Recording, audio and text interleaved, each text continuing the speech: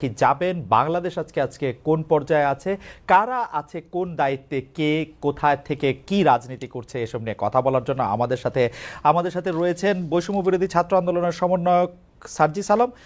আহ, আমার আসলে প্রথম নামটি বলা উচিত যে আমাদের সাথে রয়েছেন জি9-এর সাধারণ সম্পাদক ডক্টর সাখাওয়াত হোসেন সায়ন্ত।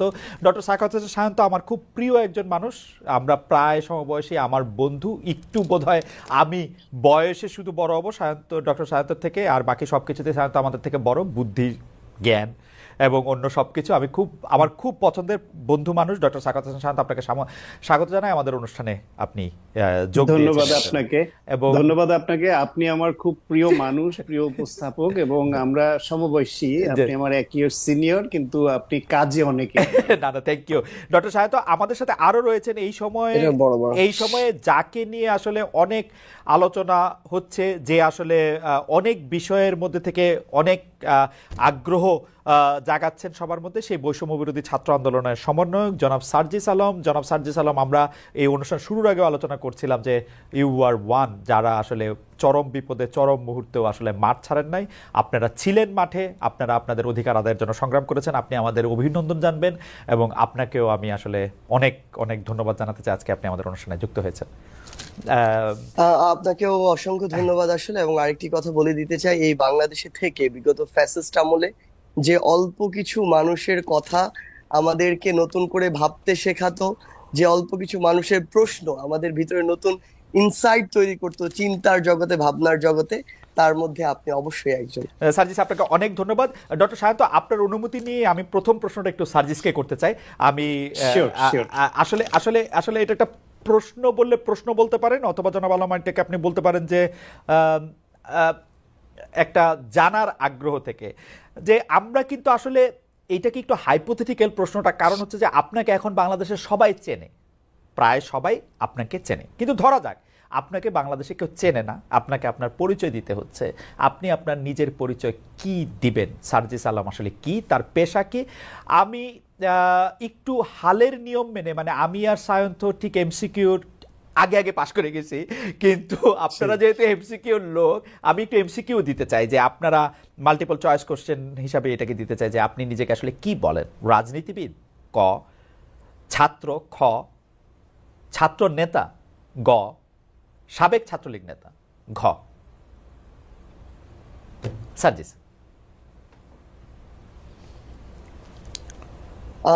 আমার জায়গা থেকে মনে হয় যে আমি এগুলো অ্যাকচুয়ালি আলাদাভাবে একটু বলতে চাই, একদম স্পেসিফিক এটা না বলে সবচেয়ে ভালো তো আমার জন্য ছাত্র নেতার জায়গায় আপনি যদি ছাত্র প্রতিনিধি এই শব্দটি দিতেন, আমার মনে হয় সেটি ভালো হতো। অথবা রাজনীতিবিদের জায়গায় যদি আপনি বলতেন যে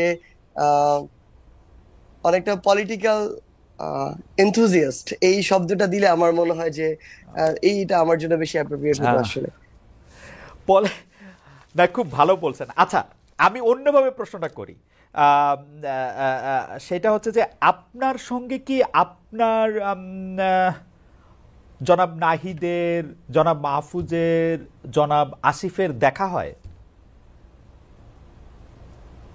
জি, আসলে তারা যখন তাদের যে সরকারি কাজ, সেই কাজে যান, তখন অবশ্যই তারা সরকারের বা এই অন্তর্বর্তীকালীন সরকারের একজন সদস্য বিভিন্ন জায়গা থেকে। কিন্তু সেই দায়িত্ব পালন শেষে আমরা প্রত্যেক দিন না হোক, একদিন পর পর হোক বা নির্দিষ্ট দিন পরে পরে হোক, আমরা যখন আবার তারা তাদের জায়গা থেকে, তারা যে ছাত্র প্রতিনিধি ছিল সেই জায়গায় ফিরে আসে, এবং আমরা আবার আমাদের পূর্বের যে জায়গাটি, সেই জায়গাটি গিয়ে একসাথে নিজেদের আত্মসমালোচনা বলি, বা নিজেদের কোন কাজগুলো করা উচিত ছিল, কোন জায়গায় আমাদের আরো কাজ করা উচিত, কোন জায়গায় ভুল হচ্ছে, সেগুলো নিয়ে আমরা প্রায় আলোচনায় বসি, কথা বলি। আপনি নিজেকে কি সরকারের অংশ মনে করেন? মানে আর ইউ? না, কখনোই না। না, আপনি সরকারের অংশ না। আপনি সরকারের অংশ না।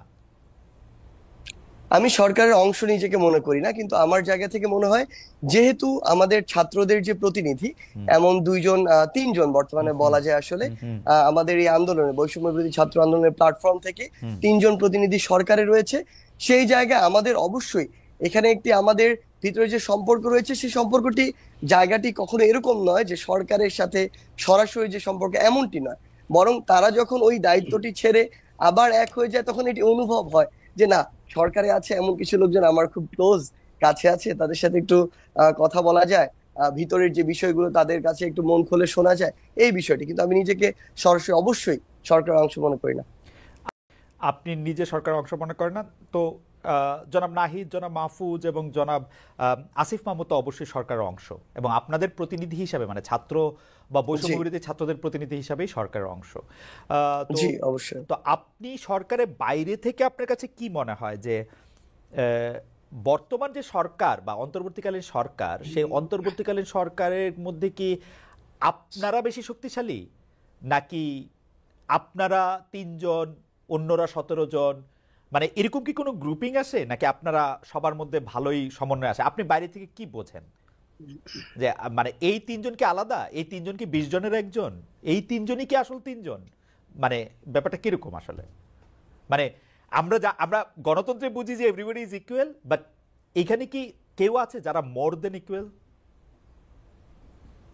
না, এই জায়গাটি আমার কাছে একটু আলাদা রকম। সেই জায়গাটি হচ্ছে আমাদের এই বৈষম্যবিরোধী ছাত্র আন্দোলন প্ল্যাটফর্মে যে ৩ জন সরকারের বিভিন্ন জায়গায় আমাদের প্রতিনিধিত্ব করছেন এবং সরকারের অংশ, তারা যখন ওই জায়গাটিতে থাকেন, সরকারের জায়গাটিতে, তাদের তখন ওই নির্দিষ্ট জায়গাটিতে আসলে সরকারের হয়ে বিভিন্ন জায়গায় কাজ করার যে একটি আলাদা রকমের যে একটি ক্ষমতার জায়গা, কিংবা বিভিন্ন জায়গায় কাজ করার যে তাদের নির্দিষ্ট কিছু আলাদা ক্ষেত্র রয়েছে, যেগুলোতে তাদের ওই ডিসিশন মেকিং ক্যাপাবিলিটির ওই জায়গাটি রয়েছে সরকারের হয়ে, সেটি কিন্তু আমাদের ওই জায়গাটিতে নেই। আবার আমাদের একটি অ্যাডভান্টেজ রয়েছে, যে অ্যাডভান্টেজটি হচ্ছে যে তারা সরকারে থাকার কারণে অনেক বিষয় রয়েছে যেগুলো তাদেরকে অনেক মেনে সংযত হয়ে চিন্তা ভাবনা করে কথা বলতে হয়, চলতে হয়, প্রোটোকলের মধ্যে থাকতে হয়। সেদিক থেকে আমাদের মনে আমাদের একটা কমফোর্ট জোন হচ্ছে। হ্যাঁ, আমরা সত্যি আমাদের জীবনের প্রথম, আজকে থেকে ৩ মাস আগে আমরা কেউ চিন্তা করিনি যে আমরা জীবনে হয়তো এই অভিজ্ঞতাটির মধ্যে দিয়ে যাব। আজকে থেকে ৩ মাস আগে কেউ আমরা ভাবিনি যে বাংলাদেশে ৩ মাস পরে এই অবস্থায় আসবে। সেই জায়গায় আমরা প্রতিনিয়ত বিভিন্ন জায়গায় ঠেকছি, শিখছি, ভুল করছি, নিজেদেরকে ঠিক করছি।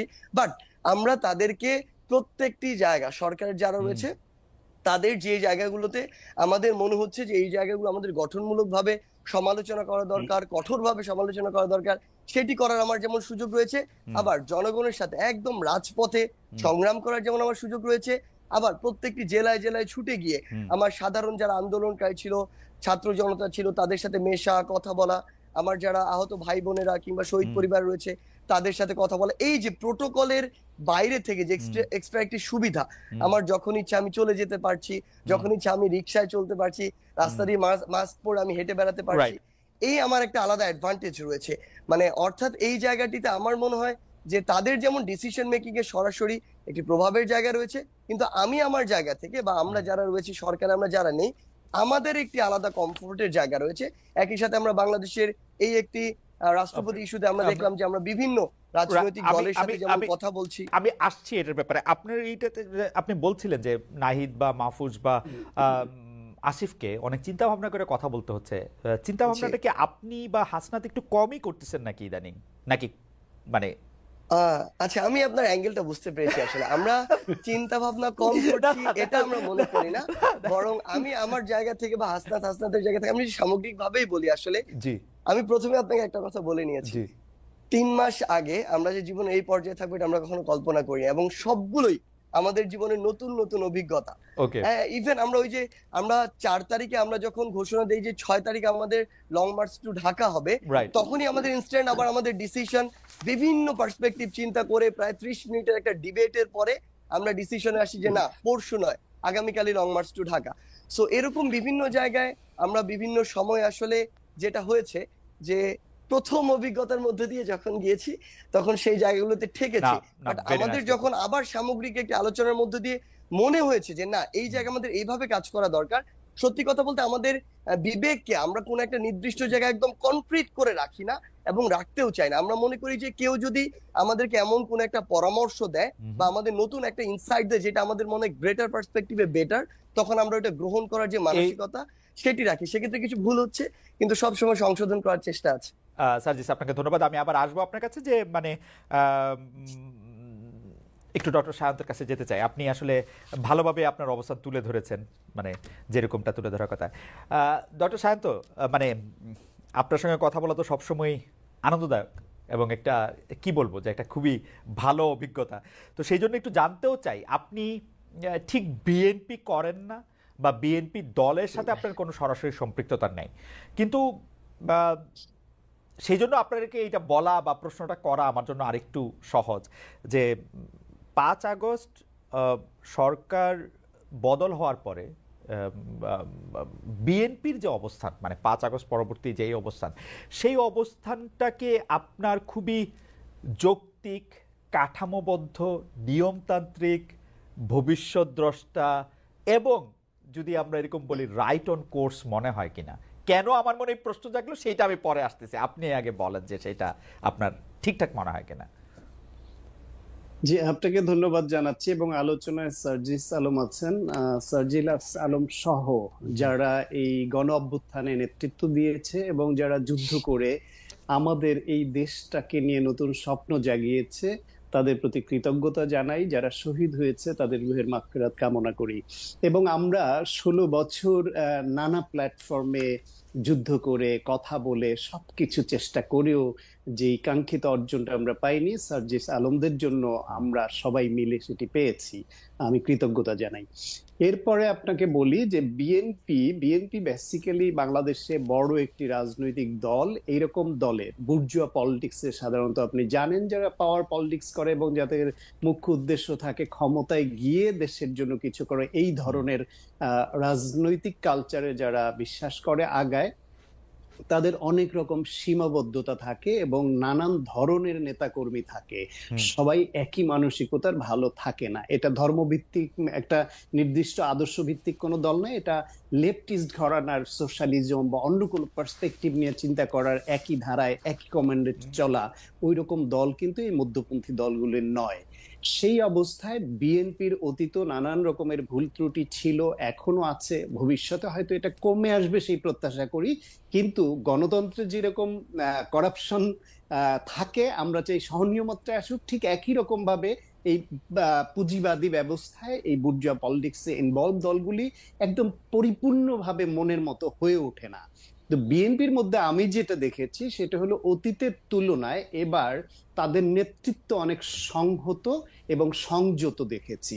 সেটা এরকম যে এই দলটি ধরেন আওয়ামী লীগ 16 বছর বিএনপি এবং জামায়াত ইসলামের সহ অন্য দলের উপরও করেছে, নির্দলীয়দের উপরও নিপীড়ন করেছে, কিন্তু এই দুইটা দলের উপর যে পরিমাণ নিপীড়ন করেছিল তাতে আওয়ামী লীগের নেতারা শঙ্কিত হয়ে প্রকাশ্যে বলতেন যে ক্ষমতাচ্যুত হলে এক রাতের মধ্যে 10 লাখ লোক মেরে ফেলবে, কেউ 5 লাখ বলতো, কেউ 1 লাখ, মানে লাখের নিচে কেউ নামতে পারেনি। কিন্তু সেই অবস্থায় এই যে এমন একটা গণ অভ্যুত্থানে গণহত্যা করে পালিয়ে যাবার পরেও ওই তাদের সেই আশঙ্কা বাস্তবে রূপ নেয়নি, তার কারণ আপনার মনে হয় না তাদের নেতা কর্মীদের নিয়ন্ত্রণ করতে পেরেছে? অথবা ডক্টর সাহিত্য এইটা মনে হয় না যে বিএনপি জামায়াত এখনো ক্ষমতায় যায় না, এটাও একটা কারণ? না না না, 16 বছর যে লোক হারিয়েছে, এখন তো বৈষম্য বিরোধী ছাত্ররা ক্ষমতায় না, সেটা তো পরের, সে হিসাব পরে। আচ্ছা, আমি বলছি যে 5 তারিখে যেদিন পালিয়ে গেল, 5 তারিখ রাতে বা 6 তারিখে 3 দিন যেখানে দেশে কোনো সরকার ছিল না, কারো কোনো নিয়ন্ত্রণ ছিল না, সেইখানে এই নেতা কর্মীদের সংযত রাখবার কাজটি কিন্তু আমি জেলে বসে দেখেছি প্রত্যক্ষভাবে। তখন জেলখানায় যেই নেতারা ছিল, ডিভিশনে ছিলাম আমি, বিএনপির সিনিয়র নেতারা অনেকে ছিলেন, অন্য দলের ছিলেন, তাদেরকে ফোন দেয়া হচ্ছিল সব জায়গায় যাতে তারা পারসু করে যে কোন রকম এনার্কি করা যাবে না, মারামারি কাটাকাটি করা যাবে না, বাইরে যারা আছে তাদের সঙ্গে ওইভাবে বলা। ফলে বিএনপি এবং জামায়াত ইসলাম তাদের নেতা কর্মীদের সংযত রাখতে পেরেছিল, সেরকম কিছু হয়নি। ওই সরকার শূন্য, পুলিশ শূন্য ওই ব্যবস্থার মধ্যে। 1 2 হলো, সংক্ষেপে শেষ করি, সেটা হলো এই দলটি তারেক রহমান এবং মির্জা ফখরুল ইসলাম আলমগীর সহ বিএনপির সিনিয়র নেতারা ঠিক একই তাল লয়ে যেভাবে স্ট্রিক্ট পজিশনে থেকেছেন, নিজেদের মধ্যে কোনো দ্বন্দ্ব না বেরিয়ে, এবং সিনিয়র নেতাদের শোকজ করা, বহিষ্কার করা, হাজারের উপর বহিষ্কার করা, এটা কিন্তু কার্পণ্য করে নাই, স্ট্রিক্ট পজিশন। এখন এর পরেও কিছু অনাকাঙ্ক্ষিত ঘটনা ঘটছে, চাঁদাবাজি ঘটছে, দখল ঘটছে, এসব অভিযোগ আছে দলের বিরুদ্ধে। কিন্তু আমি এই বিষয়টাকে এভাবে বলি যে আমার সন্তানটি স্কুলে যেত না, সে এখন স্কুলে যাওয়া শুরু করেছে, রেগুলার যায়, কিন্তু রেজাল্টটা খুব আশানুরূপ হয় না হয়তো।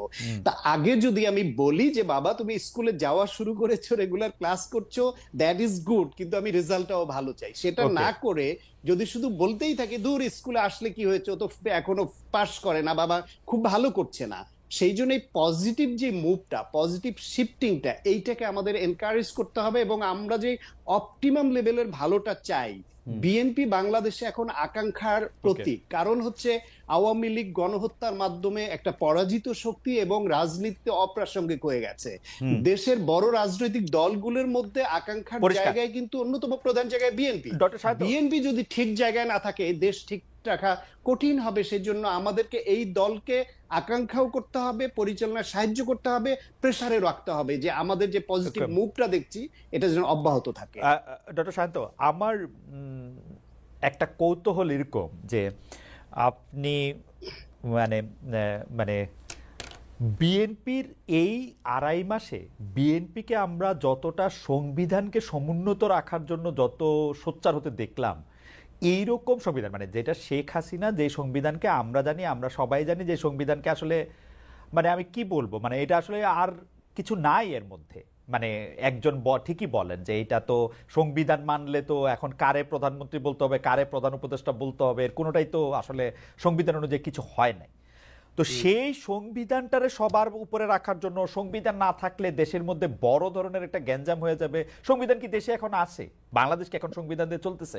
যতই ফরাদ মজার বলুক, বাংলাদেশ সংবিধানকে ছুঁড়ে ফেলে দিছে 5 আগস্টই আসলে, যে বাকিটুকু তো আনুষ্ঠানিকতা।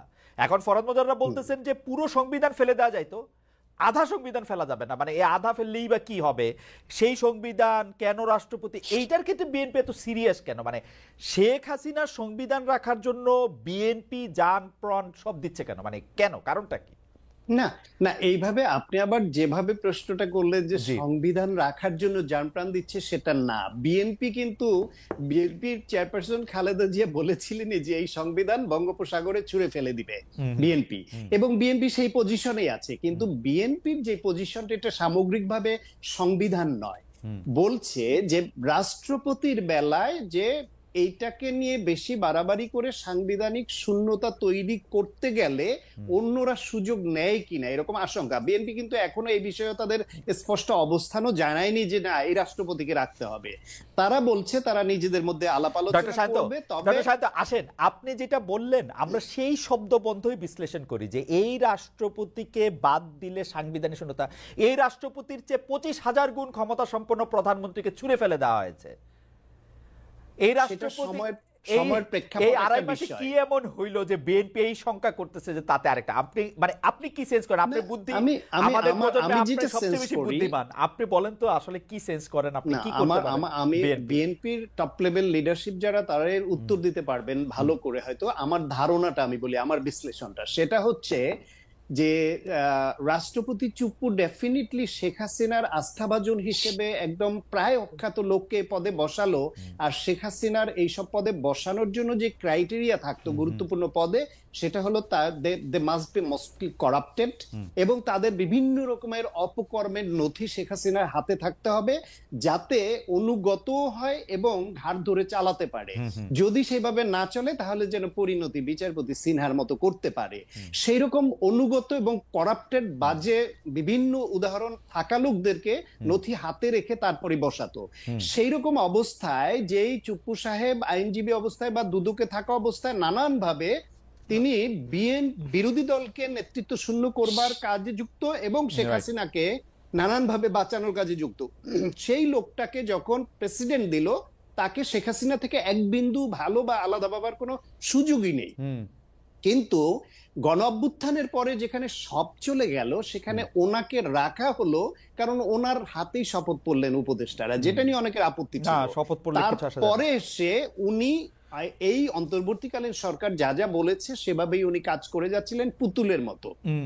যদি ওনাকে ঝুঁকিপূর্ণ মনে হয়, ওনাকে সরিয়ে দেয় আমার মনে হয় এই সরকার চাইলেই একদিনের ব্যাপার, একদিনের ব্যাপার। রাইট রাইট, কারণ বিএনপিও হচ্ছে শেখ হাসিনার ফর্মুলাতে বিশ্বাস করে, তারাও চায় যে একটা অনুগত করাপ্টেড লোকে এখানে থাকুক, মানে রাষ্ট্রের সর্বোচ্চ পর্যায়ে এরকম একটা লোক থাকুক, আপনি তাকে অনুগত বলবেন, করাপ্টেড বলবেন, আগের রেজিমের সকল অপকর্মের সহযোগিতা বলবেন এবং তাকে রাখতেও চাইবেন, মানে এটা না না, আমি বিএনপির তরফ থেকে যে দু একজনের সাথে কথা হয় তো যে আশঙ্কাটা থাকতে পারে সেটা বলি, সেটা হচ্ছে এরকম যে এইটাকে নিয়ে যদি ফোকাস করা হয় এবং এই সংকটটাকে পুঁজি করে যদি অন্য কোনো তৃতীয় পক্ষ এখানে ইন্টারভেইন করার সুযোগ আছে কিনা, কিংবা এটা করার পেছনে কোনো অন্য উদ্দেশ্য আছে কিনা, একটা রাজনৈতিক দল হিসেবে এই ছাত্র প্রতিনিধিদের যেরকম একরকম মুভমেন্ট নিয়ে আগাতে হয়, রাজনৈতিক দলগুলো তো তাদের রাজনীতিটা তাদের করতে হয়, তো তাদের কৌশল তাদেরও ভাবতে হয়, সরকারে যারা আছে উপদেষ্টা তাদের মতো করে তাদের ভাবতে হয়, প্রত্যেকের ভাবনার জায়গা কিন্তু সবসময় এক বিন্দুতে মিলবে না, তবে সমঝোতার ভিত্তিতে আলোচনার ভিত্তিতে আমি মনে করি এটা সমাধান হবে। যেই রাজনীতি না, এটা কোনো সমাধান বা সমস্যার কোনো কিছু না, আমি বলি রাজনীতিবিদরা তাদের রাজনৈতিক কৌশল করবেন, রাজনীতি তারা বুঝতে চেষ্টা করবেন, কিন্তু আমরা জনগণ আমরা যদি সেই কৌশল বুঝতে না পারি তাইলে আপনাদেরকে ঠিক বিশ্বাস করা আমাদের জন্য কঠিন হয়ে যাবে, যতই আপনি রাজনৈতিক কৌশল রাজনীতিতে শেষ কথা বলে কিছু নাই সেটার কথা আপনি বলেন। যেমন আমি একটু জনাব সার্জিস আলমের কাছে ফিরতে চাই, জনাব সার্জিস আলমকেও অনেকে বিশ্বাস করাটা কঠিন কিনা সেই প্রশ্ন তুলছেন, যখন আমরা দেখেছি কয়েক বছর আগেও সার্জিস আলম যেরকম কথা বলেছেন, কয়েক মাস আগে যেরকম কথা বলেছেন, কয়েক দিন আগে যেরকম কথা বলেছেন, কয়েক ঘন্টা আগে যেরকম কথা বলেছেন, সেই কথা তার পাল্টে যাচ্ছে। তিনি বঙ্গবন্ধু 7 মার্চের ভাষণ নিয়ে কথা বলছেন একরকম, তারপরে ছাত্রলীগ নিষিদ্ধের পক্ষে কথা বলছেন, যদিও তিনি এর আগে ছাত্রলীগ করেছেন, প্লাস তার উৎসাহে বা তার উদ্দীপনাতে আমরা দেখেছি যে মধুর ক্যান্টিনে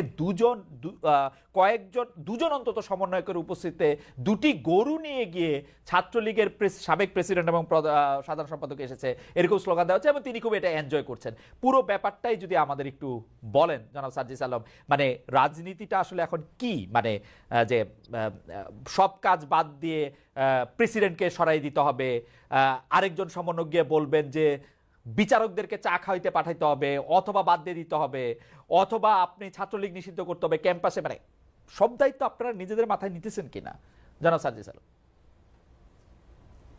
দেখুন, প্রথম কথা হচ্ছে সব দায়িত্ব আমরা নিজেদের মাথায় নিতেও পারবো না, সেটা নেওয়া সম্ভবও না, এবং আমরা মনে করি যে এটা আসলে সমীচীনও না। আমি যদি একদম শুরু থেকে বলি, আপনি যেখান থেকে বললেন এটা একদম স্পষ্ট সত্য। আমি আমার ফেসবুক পোস্টেও লিখেছিলাম যে আমি 2017 সালে আমার বিশ্ববিদ্যালয় জীবন প্রথম বর্ষে শুরু করি ঢাকা বিশ্ববিদ্যালয়, এবং ঢাকা বিশ্ববিদ্যালয়ে প্রথম থেকে তৃতীয় বর্ষ পর্যন্ত হল ভেদে কালচারে একটু সময়ের পার্থক্য আছে, কিন্তু আমার হলে এরকম ছিল যে প্রথম থেকে তৃতীয় বর্ষ পর্যন্ত একদম বাধ্যতামূলক আপনার ছাত্রলীগের রাজনীতি করতে হবে, হলে থাকার জন্য আপনার প্রোগ্রাম, গেস্ট রুম, গণরুম এসবের অংশ হতে হবে, বাধ্যতামূলক। যদি আপনি না হন তাহলে হল ছেড়ে দিতে হবে, দুইটার একটা, মাঝখানে কোনো অপশনই নাই। এটা নিয়ে কোনোদিন বিশ্ববিদ্যালয় প্রশাসন কথা বলেনি, এটা নিয়ে কোনোদিন তখনকার ফ্যাসিস্ট সরকার কথা বলেনি, কেউই বলেনি। যাকেই বলা হয়েছে তারা এই কোয়েশ্চেন গুলোকে স্কিপ করে গিয়েছে। বরং আমরা আমাদের জায়গা থেকে দেখেছি ওই সিস্টেমের ভিতরে থেকে কিছু ছেলে যখন থার্ড ইয়ারে ফোর্থ ইয়ারে উঠতো, একটু সাহস আসতো, ওই জায়গা থেকে এই সিস্টেম গুলো নিয়ে ধীরে ধীরে তারা গঠনমূলক কিছু লেখার চেষ্টা করতো। আমি 2019 সালে যখন আমার হল সংসদে ছাত্রদের দ্বারা নির্বাচিত হই প্রতিনিধি হিসেবে, তখন আমার মধ্যে আলাদা একটা আত্মবিশ্বাস আসে। তখন আমার মনে হয় যে আমাকে এত স্টুডেন্ট যে ভোট দিয়ে তাদের প্রতিনিধি নির্বাচিত করেছে, তাদের প্রতি আমার একটা দায় আছে, তাদের প্রতি আমার একটা জবাবদিহিতা আছে। আর পাশাপাশি যদি এটাও চিন্তা করি যে পরের বার আমাকে কেউ মনোনয়ন দিক আর না দিক, আমার অবশ্যই তাদের প্রতিনিধি আরো বড় জায়গায় হতে হবে, প্রতিনিধিত্ব করতে হবে। সেই জায়গা থেকে আমরা যেই জিনিসগুলো আমাদের বিবেকবোধের জায়গা থেকে লজিক্যাল মনে হওয়া শুরু হলো, ওই জায়গাগুলো নিয়ে আমরা কথা বলা শুরু করলাম। এবং আমার এই বিশ্ববিদ্যালয় জীবনে আমার কাছে মনে হচ্ছে সবচেয়ে গুরুত্বপূর্ণ একটি টার্নিং পয়েন্ট ছিল ওই 2019-এর ডাকসু নির্বাচনটি। সেই নির্বাচনটি আসলে আমাদের কাছে নতুন করে ছাত্র প্রতিনিধি কেমন হতে পারে, কিভাবে ছাত্রদের জন্য কাজ করা যায়, এই দিক থেকে আমাদের মানসিকতা, চিন্তা চেতনার একটি নতুন পরিবর্তন নিয়ে আসে। এবং এরপরই আমাদের যেটি হতো, আপনি জেনেই থাকবেন হয়তো, প্রথম, দ্বিতীয়, তৃতীয় বর্ষে আমরা কোন পোস্টে রিয়েকশন দিব, কোনটাতে রিয়েকশন দিব না, কোথায় কমেন্ট করব, কোথায় কমেন্ট করব না, এমনকি বিভিন্ন পোস্টের রিয়েকশন লিংক আমাদের বিভিন্ন গ্রুপে দিয়ে বলে দেওয়া হতো এখানে গিয়ে কমেন্ট করো। যদি না করতাম তাহলে আমাদেরকে গেস্ট রুমে ডেকে বলা হতো কেন কমেন্ট করো। জনাব আলম, আমরা মোটামুটি জিনিসগুলো হয়তো, জনাব আলম, আমরা মোটামুটি আমি যদি জাস্ট এটুকু শেষ করি, না না আমি একটু বলি, এটুকু শেষ করি শুধু। আচ্ছা শেষ কর। তো please। এই জিনিসগুলো হচ্ছে আসলে পরিস্থিতি ওই টাইমে প্রথম দ্বিতীয় তৃতীয় বর্ষে এই বিভিন্ন জিনিসের রেফারেন্স ক্রিয়েট করেছিল, যেগুলো এখন মানুষ 3-4 বছর পিছনে গিয়ে ওগুলো খেটে বের করে। আবার আপনি যখন আমরা চতুর্থ বর্ষে ছিলাম বা মাস্টার্সে ছিলাম, তখন দেখবেন যে আমরা কিরকম গঠনমূলক লেখাগুলো লিখতাম এবং সরাসরি সেগুলো সমালোচনা করতাম। এবং সর্বশেষ 24-এর ইলেকশনে আমি বাড়িতে থেকেও ভোট দিতে যাইনি, এটি আমার ফেসবুক পোস্টে বলেছিলাম। এবং আমি স্পষ্ট করে বলেছিলাম যে আমাদের মতো ভীরু কাপুরুষ এবং স্বার্থপর আছে। মানুষ এর চেয়ে বেটার রাষ্ট্র ব্যবস্থা ডিজার্ভ ঠিক করে না। ঠিক কারণ আছে। তখনও আমরা সরাসরি এটির বিরোধিতা না করে এটির বিভিন্ন ভাবে ভালো দিকগুলো তুলে ধরছিলাম, সুন্দর গণতন্ত্রায়নের কথা বলছিলাম। ওকে, তো সেই জায়গা থেকে যখন আমাদের কাছে এই সুযোগটি আসে যে না, এই অন্যায়গুলো হচ্ছে, কোটা সংস্কারের যে আমাদের 18 পরিপত্র বাতিল, এটি একটি অনেক বড় অন্যায় পুরো দেশের চাকরি প্রত্যাশীদের সাথে, আমরা এটি নিয়ে রাজপথে নামি। যখন আমাদের ভাই বোনদের রক্ত ঝরানো হয়, হত্যা সাজিদ, করা হয়, এই তখন আমাদের মনে হয়েছে এই যে না, ব্যাপারগুলি এভাবে আর চলতে সাজিদ, পারে না, আমাদের এবার ঘুরে দাঁড়াতে হবে। আমরা একটু মুভ এবং ফরওয়ার্ড আমরা করি, তখন ওই আমরা একটু মুভ সাহসটি ফরওয়ার্ড করে করি। রাজপথে সাজিদ, ধীরে ধীরে এক দফার দিকে যাই। সাজিদ, এবং আমরা এই কথাগুলি যেটা আমরা সবশেষে এই কথাগুলি ছাত্র আমরা জনতার প্রতিদিন অভ্যুত্থানের শুনি, মাধ্যমে শেষ হয়। এই কথাগুলি আমরা প্রতিদিন শুনি, পড়ি, শুনতে ভালোও লাগে, কিন্তু সময় একটু কনস্ট্যান্ট আছে। আমি সোজা প্রশ্নে আসি। কেউ কেউ আমাকে বলেন যে আপনারাও যে জায়গার থেকে আপনি এসছেন, ছাত্রলীগের যে রাজনীতির কথা আপনি বলছিলেন, যে অত্যাচার নিপীড়নের কথা বলছিলেন, সেই অত্যাচার নিপীড়নের আমরা সরাসরি সাক্ষী। আপনাকে আর এটি মানে ব্যাখ্যা করে না বললেও চলবে, আপনি নিশ্চয়ই জানেন। কিন্তু আপনারাও কি এখন ছাত্রলীগের সেই জায়গাটাই দখল করেছেন কিনা? আপনারাই কি এখন একটা শোডাউন ভিত্তিক একটা জায়গায় আপনারা নিজেদেরকে দেখতে চান কিনা? সেই জন্য যত রকম মানে আপনাকে দেখা যায়, আপনি বা হাসনাত বা নাহিদ বা মাহফুজ এত চমৎকার করে কথা বলেন, কিন্তু অন্য সময় দেখা যায় যে আপনারা প্রায় একে হুমকি দিচ্ছেন, তাকে ধমকি দিচ্ছেন, তাকে বলছেন যে এখান থেকে বাদ করে দিবেন, এটা করে দিবেন। এরকম কেন? মানে এই শোডাউনের একটা প্রক্রিয়া কিন্তু আপনারা চালু রেখেছেন, মানে এটা কেন? মানে এরকম না হইলে আমরা যারা আপনাদের সাবজেক্ট আছি, আমাদেরকে আপনারা শাসন করতে পারেন না, মানে আপনাদের একজন প্রভুর জায়গায় যাইতে হয়, ছাত্রলীগ আওয়ামী লীগের মতোই। বা সায়ন থেকে যখন বলবো তখন বলবো বিএনপি বা তার সহযোগী সংগঠনের মতোই। দেখুন, এই জায়গায় একটি কথা বলি, সেটি হচ্ছে যে আমরা আসলে 5ই অগস্টের অভ্যুত্থান পরবর্তী সময় একদম লম্বা একটা সময় ধরে, ইভেন আজকের দিন পর্যন্ত আমাদের বিভিন্ন দিক থেকে আমাদের চক্রান্তের গন্ধ আসে, বিভিন্ন দিক থেকে বিভিন্ন নাশকতার বিভিন্ন রকমের যে প্ল্যান, সেগুলো আমাদের সামনে বিভিন্ন ভাবে আসে। এবং সবচেয়ে বড় কথাটি হচ্ছে যে এই যে অপশক্তিটি মনে করে আমরা যখন একটু শান্ত হয়ে যাই, তখন মনে করে যে সকল ছাত্র জনতা আবার ঘরে ফিরে গিয়েছে, ক্লাসে ফিরে গিয়েছে। এবং ওই সময়টিতে তারা এমন ভাবে, আমরা দেখেছি সচিবালয়ে, আপনি নিজেই দেখেছেন, আমরা হাইকোর্টে দেখেছি, আমরা বিভিন্ন জায়গায় এটি দেখি, আমরা গার্মেন্টস কর্মী, আমরা সাভারের দিকে দেখেছি, তারা বিভিন্ন ভাবে বিভিন্ন রূপে ফিরে আসে। এবং তখন ফিরে আসে যখন দেখে আমরা কিছুটা শান্ত হয়ে গিয়েছি। তখন ওই যে আমাদের 3 অগস্ট কিংবা 18-19 জুলাই কিংবা 5 অগস্টের যে হুঙ্কার দিয়ে রাজপথে থাকা, রাজপথে নামা, ঠিক ওইভাবে আসতে হয়। কিন্তু সত্যি কথা এটি যে আমরা আসলে ওইভাবে আসতে চাই না, এবং আমরা চাই ধীরে ধীরে যে বিষয়গুলো সংস্কার প্রয়োজন, রাষ্ট্রের স্বার্থে এখনই যে বিষয়গুলোতে কাজ করা প্রয়োজন, ওই বিষয়গুলোতে আমরা কাজ করি। এবং কাজ করে আমরা এই বাংলাদেশকে যে জায়গায় দেখতে চাই, এবং সবশেষে একটি জনগণের ভোটে নির্বাচিত যে একটি সরকার আমরা দেখতে চাই, সে পথে যাই। কিন্তু সবচেয়ে বড় কথা হচ্ছে, ওই যে আমরা একটি কথা বারবার বলছি যে ফ্যাসিস্টের মাথা চলে গেলেও এই যে ডালপালাগুলো, এগুলো বিভিন্ন ভাবে বিভিন্ন দিক থেকে উকি দেওয়ার চেষ্টা করে, গর্ত থেকে উঠে আসার চেষ্টা করে। এবং তাদের সাথে আপনি যদি ভালোভাবে ডিল করতে যান, তারা তখন মাথায় উঠে বসে। ওই জায়গায় আপনার মাঝে মাঝে অন্তত তাদেরকে এটা বোঝানোর জন্য যে না, আমরা এখনো আছি এবং প্রয়োজন হলে আবার আমরা রাজপথে নামতে পারি, এটা বোঝানোর জন্য হলেও আসলে মাঝে মাঝে হুঙ্কার দিতে হয়। সার্জিস, খুবই ইন্টারেস্টিং। মানে আমি এরকম শুনছি অনেক সময় পুলিশরা বিপদে পড়ে আপনাদের ডাকে, যে মানে বাংলাদেশের যে মানে আমরা ব্যাপারটা ঠিক এরকম আমরা আমাদের জায়গা থেকে মনে করিনি। আমাদের জায়গা থেকে ব্যাপারটা এরকম মনে হয়েছে, পুলিশ বাহিনীর অধিকাংশ সদস্য কিন্তু এখনো তাদের ওই ভিতরের যে একটি মানসিক বা নৈতিক দুর্বলতার জায়গা সৃষ্টি হয়েছে, তাদের যে কতিপয় সদস্যের যে বর্বরতা কিংবা তাদের যে অতি উৎসাহের কারণে এবং ফ্যাসিস্ট সরকারের দালাল হিসেবে নিজেদেরকে আরো বেশি প্রমোট করা, তুলে ধরার কারণে, ভবিষ্যতে ফায়দা বা সুবিধা নেওয়ার কারণে তারা এই যে বর্বরতাগুলো চালিয়েছে, এবং এটার কিন্তু তারা নিজেরাও এই বর্বরতার অংশ। আমরা দেখেছি অনেক পুলিশ সদস্যের সন্তান মারা গিয়েছে।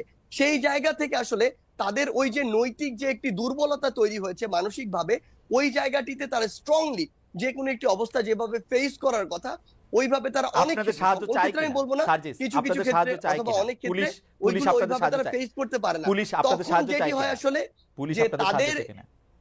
তাদের ক্ষেত্রে থেকে তখন যে জিনিসটি হয় যে আমরা যদি ওখানে কোনো একটি স্টুডেন্টদের অংশ থাকে তাদের সাথে আমরা কথা বলার চেষ্টা করি, কিংবা আমাদের সরকার অন্তর্বর্তীকালীন সরকার যে আমাদের দুইজন উপদেষ্টা এবং একজন আমাদের বিশেষ সহকারী রয়েছেন, তারা তাদের জায়গা থেকে কথা বলার চেষ্টা করে, জি। নাগরিক সমাজের সাথে হোক ওকে, কিংবা শিক্ষার্থীদের সাথে হোক। অ্যাবসলিউটলি কিন্তু অ্যাবসলিউটলি, আমার আমি বুঝতে যেটি পারছি, মনে হয় আমি যে বুঝতে পারছি। আসলে এই মুহূর্তে পুলিশের যতটুকু আসলে তাদের জায়গায় স্ট্রং পজিশন দেখানোর কথা ওটি আমরা এখন পর্যন্ত দেখতে পাচ্ছি। অ্যাবসলিউটলি, এবং অ্যাবসলিউটলি মানে আমি আসলে পুরনো কথা বলতে হয়, সায়ন্তের হয়তো কিছু মনে থাকবে, আমি 2014-15 সালে অসংখ্যবার এরকম ছাত্রলীগের নিয়ে প্রোগ্রাম করেছি, ছাত্রলীগ তুই চাস কি বা ছাত্রলীগের ব্যাপারটা কি, তাদেরকে যখন জানতে চেয়েছি যে তারা কেন পুলিশের কাজ সেটি করতে চাইছে, প্রায় একই উত্তর দিয়েছে সার্জিস আলম, আমার মানে পুলিশ পারছে না বা পুলিশ হচ্ছে না, যাচ্ছে না। একটা জিনিস আপনাকে তাহলে আমি আপনাকে একটা জিনিস আমি জিজ্ঞাসা আবার করি, আসবো এখানে আপনার একটা কাছে সার্জিস। বিস্তর পার্থক্য আছে। না, পার্থক্যটা আমি একদম শুনবো, politely পার্থক্যটা আমি এটাতে শুনবো। আমি দ্বিমত প্রকাশ করি। না, না, ঠিক আছে। 2014 সালের না, যে কথা আচ্ছা, আপনি বলছেন, আচ্ছা, আওয়ামী লীগ তখন তার সুসময়ের সর্বোচ্চ মাত্রায়। আচ্ছা। এই টাইমে আওয়ামী লীগের এই যে লেজুর ভিত্তিক ছাত্র সংগঠন, ছাত্রলোক যদি এই এক্সকিউজ দেয় যে পুলিশ নৈতিকভাবে দুর্বল, মানসিকভাবে দুর্বল, হ্যাঁ। পুলিশ রাস্তায় কাজ করতে পারছে না, এটি কোনোদিনও গ্রহণযোগ্য নয়। ওকে। কিন্তু আপনি যদি অভ্যুত্থান পরবর্তী একটি সিচুয়েশন দেখেন, এই জায়গা একদম এটার একদম দৃশ্যমান একটি উদাহরণ রয়েছে। ওকে, ওকে। তাই দুই জায়গার ঠিক আছে। সিনারিও বিস্তর একটি পার্থক্য রয়েছে এই জায়গায়। ঠিক আছে, আমি যখন ফিরে আসবো আপনার কাছ থেকে জানতে চাইবো যে আপনার বন্ধুরা বা আপনার বড় ভাই অগ্রজ অনুজরা অসংখ্য প্রশ্ন আপনার কাছে পাঠাচ্ছেন, সেই প্রশ্নটা যদি আপনি একটু বলেন যে আসলে সরকারি চাকরিতে বিশেষ করে বিসিএসে এক ধরনের উত্তীর্ণ হয়েও 43 বা 46-এ যাদেরকে বাদ দেওয়া হচ্ছে তাদেরকে কেন বাদ দেওয়া হচ্ছে, এই ব্যাপারে আপনি শুধু ছাত্রলীগ করার কারণে কেউ আর চাকরি করতে পারবে না কিনা, সেই ব্যাপারে যদি আপনি একটু বলেন, সেটা আমরা পরে আসবো আপনার কাছে। আমি একটু ডক্টর সায়ন্তের কাছে বিশেষ গুরুত্বপূর্ণ, জাতির জনগুরুত্বপূর্ণ বিষয় নিয়ে আমি একটু যেতে চাই। সায়ন্ত, আপনার কাছে যাওয়ার আগে আমি একটু দর্শকদের কাছে জানতে চাইছিলাম, আপনি একটু দেখেন যে দর্শকদের কাছে জানতে চাইছিলাম যে জুলাই আগস্ট আন্দোলনকারীদের কাছে যে প্রশ্নটি করতে চাই সেটি হচ্ছে যে, এটি আসলে ঠিক প্রশ্ন না, আপনি যেহেতু একটু দ্রষ্টা, আমি বলতে চাই যে কবে নাগাদ নির্বাচন হলে, মানে এটা হচ্ছে যে সর্বোচ্চ কবে নাগাদ নির্বাচন হলে বা সর্বশেষ কবে নাগাদ নির্বাচন হলে এ সরকার বড় ধরনের ঝামেলায় পড়বে না বলে আপনি মনে করেন? কেউ বলছেন 2025-এর মধ্যে নির্বাচন দিতে হবে, কেউ বলছেন যে নির্বাচনের সংস্কার দিতে হবে, কেউ বলছেন যে সংস্কার কিছু করার এখন আর দরকার নাই, সংস্কার আসলে রাজনৈতিক দল ক্ষমতায় এসে করুক।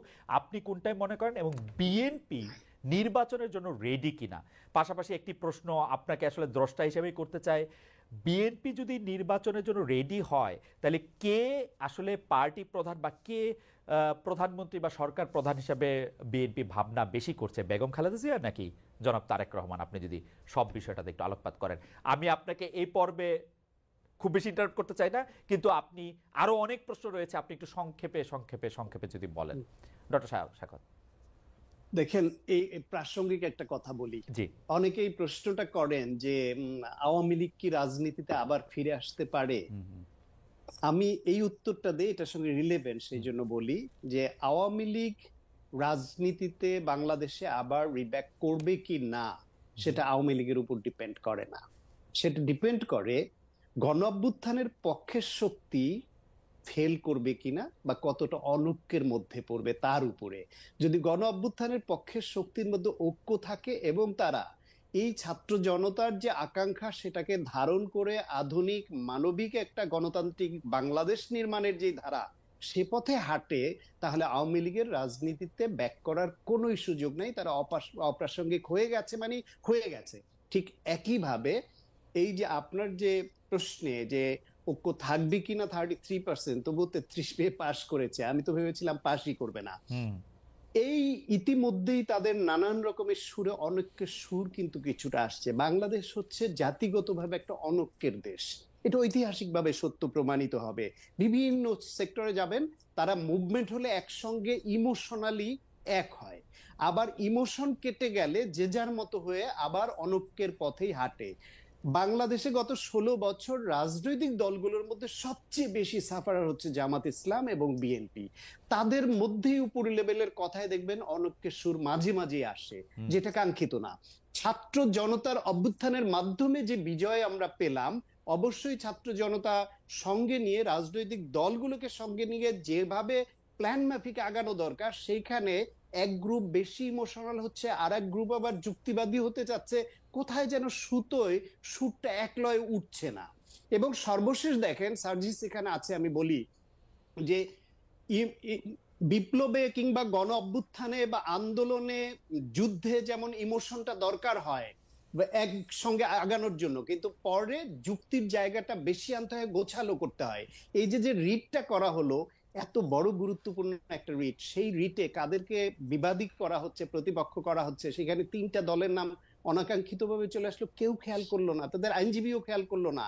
আজকে এই যে বিষয়টা আসছে, এটা তো অনাকাঙ্ক্ষিত। তাতে হয় কি, এদের যে চিন্তা চেতনায় যে সঠিকভাবে কনসেন্ট্রেটেড হচ্ছে না, সেই কথাটা কিন্তু চলে আসে। রাজনৈতিক দলগুলো রাষ্ট্রপতিকে নিয়ে এক পজিশন নিচ্ছে, ছাত্ররা এক পজিশন নিচ্ছে, এত তাড়াতাড়ি তো এরকম হওয়ার কথা না।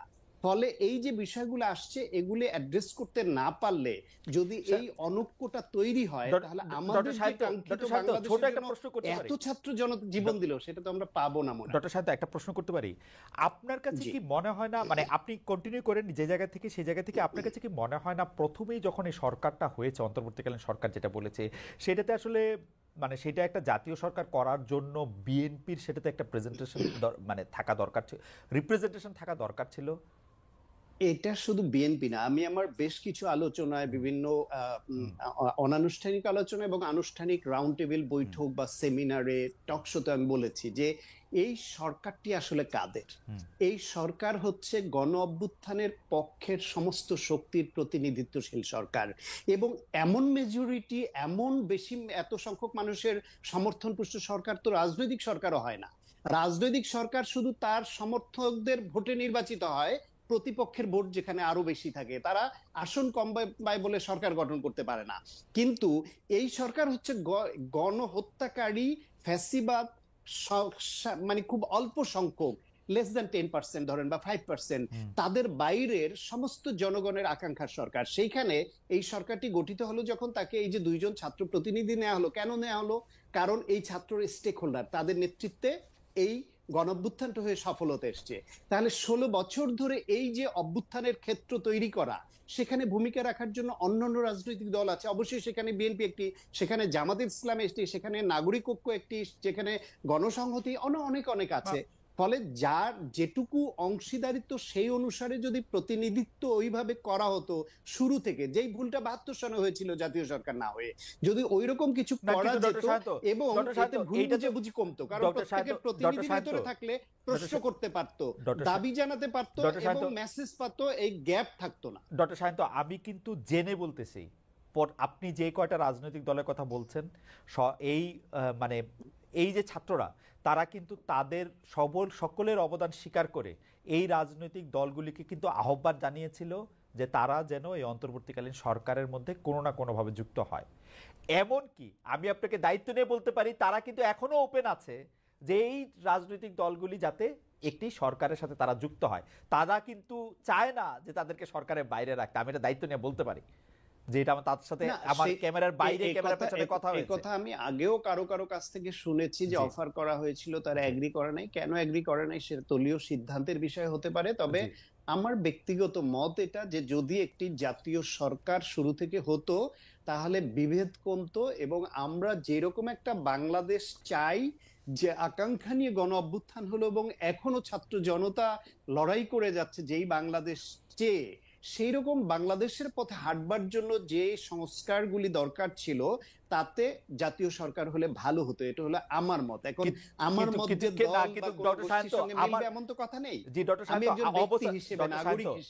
সায়ন্ত, অবস্থা দৃষ্টে মনে হয় যে বিএনপি এই ছাত্র জনতা বা বৈষম্য বিরোধী ছাত্র আন্দোলনের যে প্ল্যাটফর্ম, তাদের থেকে আওয়ামী লীগকে বেশি ভালোবাসে এবং আওয়ামী লীগের সঙ্গে থাকতে চায়, এবং আওয়ামী লীগের সংবিধান, আওয়ামী লীগের রাষ্ট্রপতি, আওয়ামী লীগের রাজনৈতিক অধিকার, সেগুলি নিয়ে বিএনপি বেশি সোচ্চার। আসলে এটা ভালো, এটা খারাপ না, আমরা এরকম বিএনপি চেয়েছিলাম। কিন্তু ঘটনা হইতেছে যে এই ছাত্ররা দোষটা কি করলো? ছাত্রদের প্রতি কিন্তু বিএনপির প্রথম থেকেই এক ধরনের, আমি যদি বলি সন্দেহ, অজুহাত, মানে কেমন জানি একটা সন্দেহের তীর, মানে ঠিক পছন্দ করে না। না, সেটা নয়। আমি বরং শুরু থেকে এটা ফলো করছি এবং দলের ভেতরেও কারো মতামত জানার চেষ্টা করছি, বাইরেও চেষ্টা করছি। সেটা হলো, আন্দোলন গণ অভ্যুত্থান একদিনের বিষয় নয়। আমি আগেও বলেছি ছাত্রদের নেতৃত্বে এটা হয়েছে কৌশলগত কারণে, তার সামনে থাকায় সহজ হয়েছে বিজয়টা। কিন্তু এই প্ল্যাটফর্ম তৈরির পেছনে 750 মানুষের গুমের ঘটনা জড়িত আছে। এই বিজয়ের প্ল্যাটফর্ম তৈরি করবার পেছনে কয়েক হাজার মানুষের এক্সট্রা জুডিশিয়াল কিলিং এর বিষয়টা যুক্ত আছে। এই বিজয়ের পিছনে বিএনপির 3টা নির্বাচনে সরকারের বিরুদ্ধে থেকে গুম খুন হামলা মামলার শিকার হওয়ার বিষয় জড়িত আছে। জামায়াতের ভীষণ ত্যাগের সঙ্গে জড়িত আছে। দেশের মানুষের অনেক আকাঙ্ক্ষা এবং তা বাস্তবায়ন না হওয়া এবং অনেক ডিপ্রাইভেশনের সঙ্গে যুক্ত আছে। ফলে সেই শক্তি সবাই তারা যখন এইরকম একটা বিজয় পেল, বিজয় পাওয়ার পরে এটা পরিকল্পিতভাবে হয়েছে না ইমোশনালি হয়েছে জানি না, আমি আগে থেকেই বলেছি যে কোনো পক্ষকে যেন ছোট করা না হয়, প্রত্যেককেই যেন স্বীকার করে নেওয়া হয় যে মুক্তিযুদ্ধে যেরকম গুটি কয়েক রাজাকার ছাড়া সবাইকেই আমি মুক্তিযুদ্ধের পক্ষে ভাবতে ভালোবাসি। কেউ সরাসরি যুদ্ধ করেছে, কেউ নেতৃত্ব দিয়েছে, কেউ আশ্রয় দিয়েছে, কেউ খাবার পানি দিয়েছে, কেউ ইনফরমেশন দিয়ে সহযোগিতা করেছে, যে কিছুই পারেনি সে দোয়া করেছে এই দেশের জন্য। সুতরাং ওরকম এই অভ্যুত্থানও বেশিরভাগ মানুষ এরকম এক পক্ষের এই ওনারশিপ সবাইকে দিয়ে যেন আগানো হয়। সেখানে যখন থেকে এরকম কথা আসলো যে মাস্টারমাইন্ড কে বা আমার প্রাথমিক আমার ধারণা আপনার চেয়ে ভালো নেরেটিভ তো আর কেউ বলতে পারবে না, মানে বিএনপির নেরেটিভটা।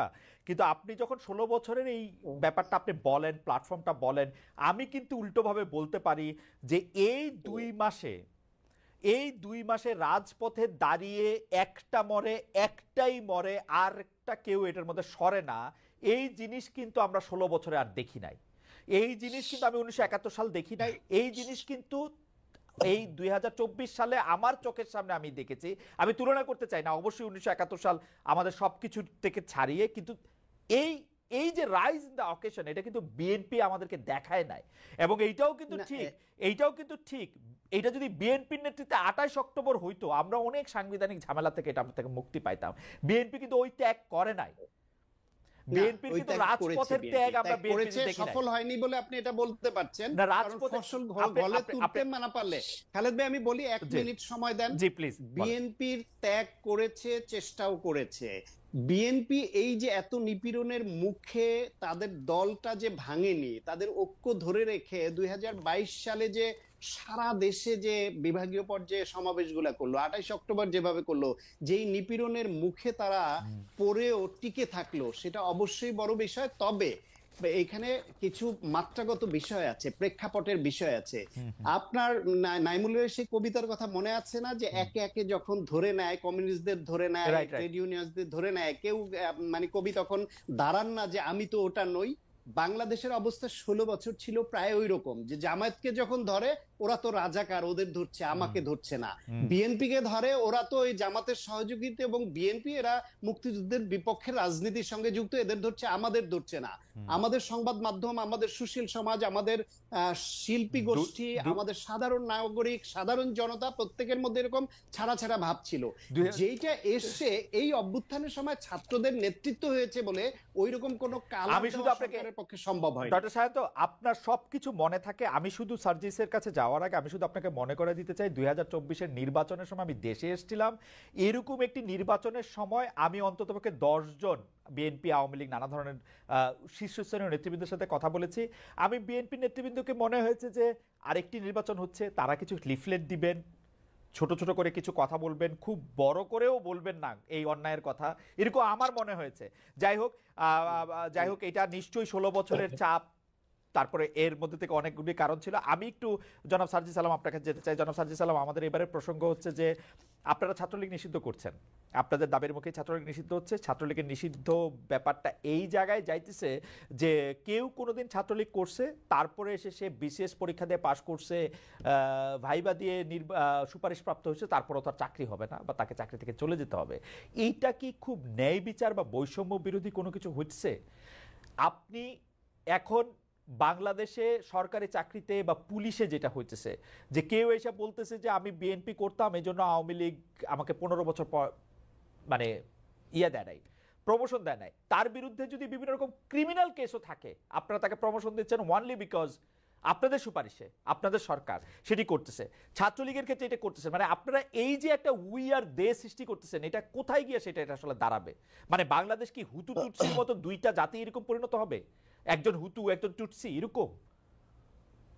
ভাই, আপনাকে হচ্ছে যদি একদম স্পষ্ট করে বলি, আপনি এই দেশে থেকেছেন, দেশের বিভিন্ন সিস্টেম দেখেছেন, আপনি দেখেছেন আমলাতন্ত্র কিভাবে কাজ করে, রাজনীতি কিভাবে কাজ করে। মানে প্রথম কথা হচ্ছে, আপনিও যখন একদম সাধারণ সকল মানুষের মতো বলেন আপনারা, তখন এটা আসলে আমাদেরকে আবার ভাবায় যে ও আচ্ছা, আমরা আসলে কারা, আমরা কি এই মুহূর্তে আসলে আমলাতন্ত্রের কোনো বড় আমলা, নাকি আমরা কোনো মন্ত্রী, না কোনো উপদেষ্টা, না প্রধান উপদেষ্টা। তো এই জায়গা থেকে যদি আপনি এই জায়গা থেকেও বলেন যে আমাদের 3জন প্রতিনিধি সরকারে রয়েছে, সেই জায়গা থেকেও হচ্ছে যে এই সরকারের প্রতিনিধি কিন্তু 20-এর অধিক আসলে সদস্য রয়েছে, সকলে মিলে কাজ করছে প্রথমত। দ্বিতীয়ত, আপনি খুব ভালো করেই জানবেন যে এই জায়গাটিতে আসলে একজন উপদেষ্টা যতটা না এই জায়গাটাতে ইনভলভ হয়, এই জায়গার প্রত্যেকটি জিনিস তার স্বচক্ষে দেখে কাজ করার ওই সুযোগটি রয়েছে, আমলাতন্ত্রে যে মানুষগুলো রয়েছে তাদের কাছে স্টেপ বাই স্টেপ এই যে জিনিসগুলো ডিসিশন মেকিং এ তাদের ওই প্রভাবটি বেশি থাকে। আবার এই বাংলাদেশে আপনি হঠাৎ করে এটা চিন্তাই করতে পারবেন না যে এত বড় একটি অভ্যুত্থান হয়েছে, আর অভ্যুত্থানের পরে সবকিছু ঠিক হয়ে গিয়েছে এবং এখানে রাজনৈতিক যে দলগুলো রয়েছে তাদের এই জায়গাটিতে কোনো প্রভাব নেই। আপনি নিজেই বললেন যে যারা হচ্ছে বিএনপি জামায়াতের এতদিন ধরে তাদের জায়গায় প্রমোশন পায়নি বা অন্যায় করেছে, ওই জায়গা থেকে প্রমোশনটি হয় না, তারা এসে বলছে তারা বঞ্চিত, তাদের সাথে বৈষম্য হয়েছে, তাদের এই প্রমোশনটি চাই। তো তারা এসে প্রথম কোন পরিচয়টা ব্যবহার করছে? রাজনৈতিক পরিচয়টা কিন্তু ব্যবহার করছে। সো আলটিমেটলি সবকিছু যে এই যে যারা ওই সরকারে রয়েছে কিংবা 3জন রয়েছে আমাদের প্রতিনিধি, তারাই ঠিক করে দিচ্ছে, ব্যাপারটি এরকম নয়। দ্বিতীয়ত, যে জিনিসটি আপনি বলেছেন, এইখানে আমি আপনার সাথে একটি জিনিস একদম স্পষ্ট আমার একটি মতামত ব্যক্ত করতে চাই। ছাত্রলীগ নিষিদ্ধ হওয়ার পূর্বের কথা যদি বলি, ওই টাইমে পুরো সময়টিতে যে ছাত্রলীগ বিগত 16 বছর ধরে একটা আলাদা রকম তাদের নৈরাজ্য চালিয়েছে, সেই টাইমে আওয়ামী লীগ যখন ক্ষমতায় ছিল, তখন যদি তারা এটি বলতো যে কেউ একজন বিএনপি করে বা জামাত করে বলেই তাকে কোনো একটি পদে, পুলিশের পদে হোক, বিসিএস এর যে কোনো একটি জায়গায় হোক, তাকে নিয়োগ দেওয়া যাবে না, তার গেজেট বের হবে না, প্রকাশিত হবে না, এটি আমার জায়গা থেকে আমি কখনোই সমর্থন করি না, যদি না তার বিরুদ্ধে কোনো এরকম ফৌজদারি মামলা কিংবা অন্যায় অপরাধ এসবের কোনো তদন্ত সাপেক্ষে অভিযোগ এবং প্রমাণ থাকে। একইভাবে আমি আমার জায়গা থেকে মনে করি যে এই ছাত্রলীগ নিষিদ্ধ হওয়ার পূর্বের যে সময়টি ছিল, এই সময় বিগত 16 বছরে যারা ছাত্রলীগের বিভিন্ন জায়গায় কর্মী ছিল কিংবা পোস্টেড ছিল, তাদের মধ্যে কেউ যদি কোনো জায়গায় ক্ষমতার অপব্যবহার করে, অন্যায় করে, বিভিন্ন দলের কারো উপরে অত্যাচার করে, কিংবা তাদের জায়গা থেকে এই যে বিভিন্ন রকম অপশাসন দুঃশাসনের সরাসরি মাঠ পর্যায়ে সহযোগী হয়, কিংবা ওই যে রাজপথের লাঠিয়াল হিসেবে, হেলমেট বাহিনী হিসেবে ব্যবহার না হয়, যাদের এই ক্লিন ইমেজটি রয়েছে, এই অভিযোগগুলো যাদের বিরুদ্ধে নেই, তারা যদি তাদের মেধার ভিত্তিতে আসলে ওই বিভিন্ন পরীক্ষাগুলো উত্তীর্ণ হয়ে এসআই হোক কিংবা সিভিল সার্ভিস হোক কোন একটি জায়গায় যায়, তাদের ওই নিয়োগটি থাকা উচিত। তবে একটি জিনিস স্পষ্ট করে এখানে আপনাকে, এটি খুবই গুরুত্বপূর্ণ, আমি যখন আমার জায়গা থেকে দেখলাম 252 জন এসআই কে একটি নির্দিষ্ট অভিযোগের ভিত্তিতে তাদেরকে সেখান থেকে সারদা থেকে প্রত্যাহার করা হলো, তখন আমি পুলিশের একটি নির্দিষ্ট, আমরা আমাদের জায়গা থেকে কর্তৃপক্ষের সাথে কথা বলার চেষ্টা করেছি, আসলে কি সবার বিরুদ্ধে এই পলিটিক্যাল অভিযোগটি রয়েছে কিনা। তাদের জায়গা থেকে এসেছে কিছু জায়গায় যেমন পলিটিক্যাল সংশ্লিষ্টতা এবং এই সংশ্লিষ্টতার পাশাপাশি ক্ষমতার অপব্যবহার বা অত্যাচারের উদাহরণ রয়েছে, পাশাপাশি এমন কিছু জিনিস রয়েছে যেগুলো হচ্ছে তার এই ক্ষমতার অপব্যবহার বা অন্যায়ের উদাহরণ নেই। কিন্তু ওই ভাইবা পরীক্ষায় 50 মার্কের যে ভাইবাটি ছিল, সেখানে তাকে 49 দেওয়া হয়েছে, 48 দেওয়া হয়েছে, এবং রিটেনের মার্কস তার অনেক কম থাকার পরও তিনি এই পরীক্ষাটিতে সামগ্রিকভাবে উত্তীর্ণ হয়েছে। যেখানে স্ট্যান্ডার্ড হচ্ছে, আমি একটু শেষ করি, আমার 2 লাইন লাগবে শুধু। তাদের জায়গা থেকে আরেকটি কথা বলেছে যে স্ট্যান্ডার্ড হচ্ছে 38 থেকে 40, মোটামুটি এরকম স্ট্যান্ডার্ডে পায়। কেউ দেখা গিয়েছে যে কাউকে অন্য দলের একটি পরিচয় আগে থেকে পাওয়া গিয়েছে, তদন্ত সাপেক্ষে বা গোয়েন্দা রিপোর্টের ভিত্তিতে তাকে দেওয়া হয়েছে ভাইভাতে 50-এর ভিতরে 10-15, তার রিটেন অনেক ভালো হয়েছে, কিন্তু এরকম দেওয়া হয়েছে। তো এই সামগ্রিক বিষয়গুলো তারা তাদের জায়গা থেকে পর্যবেক্ষণ করে এই সিদ্ধান্ত দিয়েছে। কিন্তু তারপরে যদি এখানে কোন রকমের বায়াসনেস থাকে, আমরা আমাদের জায়গা থেকে অবশ্যই বলবো, সেটি আমরা সমর্থন করি না। আপনি কি খেয়াল করেছেন যে মানে একজন ছাত্রলীগ নেত্রী যিনি পরীক্ষা দিতে এসেছিলেন, তাকে আইন শৃঙ্খলা বাহিনীর সামনেই লাঞ্ছিত করেছেন কতগুলি, মানে আমরা খবরে পড়ছি তারা মহিলা দলের নেত্রী, আমরা খবরে পড়ছি ঢাকা বিশ্ববিদ্যালয়ে পরীক্ষা দিতে এসে ছাত্রলীগের 2 নেতা গ্রেফতার হয়েছেন, এগুলি কি আপনার চোখে পড়ছে? মানে এগুলিকে আপনি কেমনে দেখছেন? ভালো লাগছে আপনার? দেখুন, প্রথম কথা হচ্ছে যে পূর্বে ঢাকা বিশ্ববিদ্যালয়ে ছাত্রলীগ করেছে, যদি আমার এই প্রশ্নের উত্তর আসলে পূর্বের জায়গাটিতে রয়েছে, যদি তার বিরুদ্ধে এই যে নৃশংস বর্বরতা আমাদের উপরে চালানো হয়েছে পুরো বাংলাদেশের বিভিন্ন জেলাগুলোতে কিংবা ঢাকা বিশ্ববিদ্যালয়ে যেটি চালানো হয়েছে, এই সংশ্লিষ্টতা কিংবা বিগত এই যে রেজিমটি দেখেছি, এই সময়ে তারা ছাত্রলীগের নাম ধারণ করে সাধারণ শিক্ষার্থী বা ভিন্ন মতাদর্শের উপরে যদি অত্যাচার নির্যাতনটি না চালিয়ে যদি থাকে, কেন তাহলে যদি তার কেন সাথে হঠাৎ যদি করে কেন এরকম সার্জিস কিছু করাকে সার্জিস যদি কেন সমর্থন করবো আমি না আমরা আমাদের জায়গা থেকে। সার্জিস কিন্তু যদি কেন আমি দুইটা ঘটনা বললাম, আপনি এই দুইটা ঘটনা জানেন কিনা, এরকম নিশ্চয়ই আরো 50,000 ঘটনা আছে, আপনি যদি বলছেন কেন, যদি মানে এই দুইটা ঘটনা আপনি জানেন কিনা, মানে এইটার আপনি জানেন অথবা আপনি জানেন না, এইটাই তো হবে, এটার মধ্যে যদি কেন। আচ্ছা আচ্ছা, পরীক্ষার হলের যে ঘটনাটা, এই ঘটনাটা আমি জানি শুনেছি। আচ্ছা, ওইটা কি ঠিক আছে, মানে এটা করা ঠিক আছে, ছাত্রলীগের 2 নেতা গ্রেফতার পরীক্ষার হলে এসে? না, এটার আনসারটাই তো আমি আপনাকে বললাম যে তার বিরুদ্ধে যদি সেরকম অভিযোগ থাকে, এরকম বর্বরতা নির্যাতন নৃশংসের সাথে যুক্ত হওয়ার যদি তার বিরুদ্ধে এই অভিযোগটি থাকে, এটি তো আমি জানি না অভিযোগটি আছে কিনা, সেটি খতিয়ে দেখার সুযোগটি আসলে আমার হয়নি। যদি থাকে তাহলে তাকে গ্রেফতার করতে পারে যে কোনো জায়গা থেকে, যদি না থাকে তাহলে যে কোনো জায়গা থেকে, ইভেন বাড়ি থেকে নিয়ে যেতে পারে না। আমি তো জানি না যে আছে কিনা, আপনার কাছে তাহলে তো আমি আপনাকে ডিসিশন দিতে পারি। আচ্ছা আচ্ছা, আপনি জানেন না আছে কিনা। আমার তো ধারণা যে ছাত্রলীগের যে 2 নেতার কথা বলা হচ্ছে তাদেরকে আপনি চেনেন, থাকলে নিশ্চয়ই আপনি বলতেন, আমার ধারণা। বিকজ গত 8-10 বছরে যা কিছু হয়েছে, 17 সালের থেকে যদি আপনি ঢাকা বিশ্ববিদ্যালয়ে থাকেন, 17 সালের পর থেকে যদি আপনি ছাত্রলীগের রাজনীতিতে থাকেন, আপনি যদি আসলে ছাত্র প্রতিনিধি হয়ে থাকেন, আমার ধারণা গত 6-7 বছরে যা কিছু হয়েছে ঢাকা ইউনিভার্সিটিতে আপনি জানেন। আমার একটা ধারণা ছিল সার্জিস, যে যেই 2 নেতা গ্রেফতার হয়েছে সেই 2 নেতা আপনার পরামর্শে, উপদেশে বা কথাতেই গ্রেফতার হয়েছে, এটা আমার একটা ধারণা ছিল যে এই 2 নেতা দুষ্ট, এদেরকে গ্রেফতার করেন। প্রথম কথা হচ্ছে, আপনাকে একটা জিনিস একদম নিশ্চয়তা দিয়ে বলতে চাই, এই মুহূর্তে বাংলাদেশের আসলে ছাত্রলীগের পোস্ট না পাওয়া সবচেয়ে বড় ছাত্রলীগের সাবেক নেতা মনে হয় সার্জিস আলম। কারণ আপনি আমার পুরো এই বিশ্ববিদ্যালয়ের মানে যদি জার্নিটা দেখেন, কোথাও আমার কোনো বলি সেজন্যই তো আপনার ক্ষোভ থাকতে পারে, সেজন্যই তো আপনার ক্ষোভ থাকতে পারে, সেজন্যই তো আপনার ক্ষোভ থাকতে পারে। না, সবচেয়ে বড় কথা, আপনি তো গুরুত্বপূর্ণ লোক, না কখনো আপনি তো রংপুরে আইজিপির সাথে ঘুরে বেড়ান আমার জায়গা থেকে, আপনি তো গুরুত্বপূর্ণ লোক, আইজিপি আমার ফোনই ধরেন না, আপনার সাথে ঘুরে বেড়ান রংপুরে। না কখনোই না, এটা আপনি এভাবে কখনোই বলতে পারেন না। কোন দিক থেকে? সেটি হচ্ছে, আমি সেখানে সার্জিস আলম বৈষম্যবিরোধী ছাত্র আন্দোলনের সমন্বয়ক হিসেবে যাইনি, আমি জুলাই শহীদ স্মৃতি ফাউন্ডেশনের সেক্রেটারি হিসেবে গিয়েছি, কারণ তারা সেই জায়গায় শহীদ পরিবার এবং আহতদেরকে ফান্ড দেওয়ার যে প্রোগ্রামটি, সেই প্রোগ্রামে গিয়েছে। তারা সেখানে আমার শহীদ বীর ভাই তারা আবু সাইদের বাসায় গিয়েছে। এর বাইরে তারা কিন্তু আরো একাধিক প্রোগ্রাম করেছে, তার কোনোটিতেই কিন্তু আমি যাইনি। তো আপনি এটি কখনো বলতে পারবেন না যে আমি আইজিপির সাথে ঘুরে বেড়াই, ক্লিয়ার কথা। আরেকটি কথা হচ্ছে, আপনি এর আগে যেটি বলেছেন, আমি আপনাকে বলি মহিউদ্দিন ভাই, আমি একটা জিনিস আপনাকে বলতে চাই, সেটি হচ্ছে এর আগে যেটি বলেছেন, এই যে 2 জন যাদেরকে আপনি বললেন গ্রেফতার করা হয়েছে, আমি একজনটা শুনেছি, আরেকজনটা শুনিনি, হয়তো আমার চোখে পড়েনি। কিন্তু এই বিশ্ববিদ্যালয়ে কিংবা আমি যাদেরকে প্রমিনেন্টলি সেন্ট্রালে ছিল, যাদেরকে চিনি, এরকম অন্তত আমি 50 জনের কথা বলতে পারবো যারা সরাসরি এই অত্যাচার কিংবা নির্যাতন বা 15 তারিখে আমাদের সাথে যা হয়েছে, 16 তারিখে, এগুলোর সাথে সরাসরি জড়িত। তাদের সাথে, তাদের বিরুদ্ধে বিভিন্ন জায়গায় মামলাও হয়েছে। তো যদি আমার জায়গা থেকে আমি সরাসরি এরকম বাই নেমে বলতাম, হয়তো তাদেরটা আগে আসতো, কারণ আমাদের চোখের সামনে এটি করা হয়েছে। হ্যাঁ, তাদের বিরুদ্ধে মামলা হয়েছে, পুলিশ প্রশাসন তাদের তদন্ত সাপেক্ষে তাদেরকে গ্রেফতার করবে, ব্যবস্থা নিবে। আমি কেন ব্যক্তিগতভাবে বলতে চাই? অথবা আপনি ইচ্ছা প্রকাশ করেছেন, কারণ আমি জীবনে যেমন দেখেছি বলে, মানে যাই হোক, সেটি অন্য প্রসঙ্গ, কিন্তু আপনি তাহলে বলেন নাই, ব্যাপারটা তো এরকমই, তাদের দুজনের গ্রেফতার। না আপনার আসলে ঠিক আছে ঠিক আছে, আমি এইটাই বুঝলাম। আচ্ছা, মহিউদ্দিন ভাই, আপনাকে এখানে একটা ছোট আর্গুমেন্ট দেই, দেখেন আপনি যে এটা রিলেট করতে পারবেন। আর্গুমেন্টটা আমাকে শুধুমাত্র ধরেন, না আর্গুমেন্ট একটা ছোট জাস্ট ইনসাইট, সেটা হচ্ছে যে মনে করেন আমাকে শুধু পোস্টটা দেয় না, এই কারণে যদি আমার রাগ খুব এরকম হয় যে আমি তাদেরকে ধরিয়ে দিব, তাহলে যাদের উপরে ভিন্ন রাজনৈতিক মতাদর্শের কারণে এরকম অত্যাচার হয়েছে, নির্যাতন হয়েছে, হামলা হয়েছে, মামলা হয়েছে, আমাদের আসিফ কাদের জেল খেটেছে, তাদের কি পরিমাণ ক্ষোভ থাকার কথা? অবশ্যই ক্ষোভ থাকার কথা আছে তো, আছে সায়ন্তের সাথে ক্ষোভ আছে।